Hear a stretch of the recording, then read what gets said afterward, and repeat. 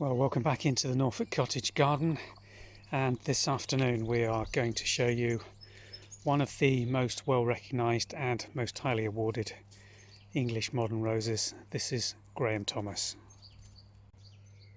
The buds on Graham Thomas open out into this beautiful deep apricot orange with a red splash up the outer aspects of the first petals.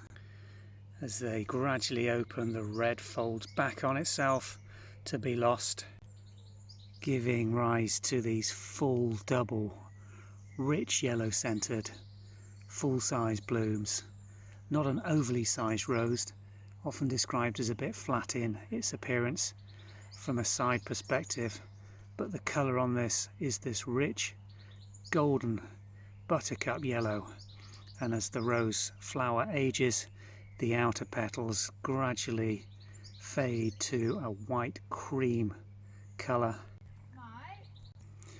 This flower is just about to drop, it's almost over.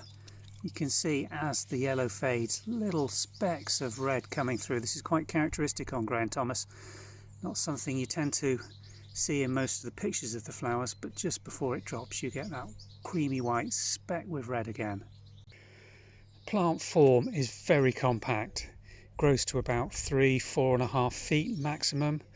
It is also available in a climbing form, but I particularly like this standard rose form. A small, well-behaved bush rose, held really well above the canopy are these full height bud growths. Just look at the amount of bud that's forming on here yet to come out. And Graham Thomas really is one of the best producing roses when it comes to flower volume.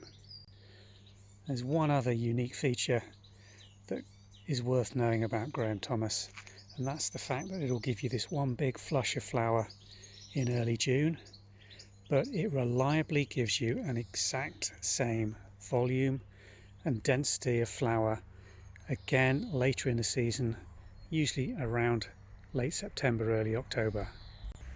It's one of the few modern roses that's capable of doing that. Most will give you either a trickle of flowers throughout the summer after its first flush, or none at all after a first flush. But this one will definitely keep trickling on, but then give you that second big flush of flower, which is really worth having in late summer garden. Known for its good disease resistance, see the quality of these leaves. There's a little bit of black spot on there, but nothing that I get too excited about or need to do anything about. It grows really beautiful habit and good disease resistance. Definitely one still to be recommending. Rose Graham Thomas.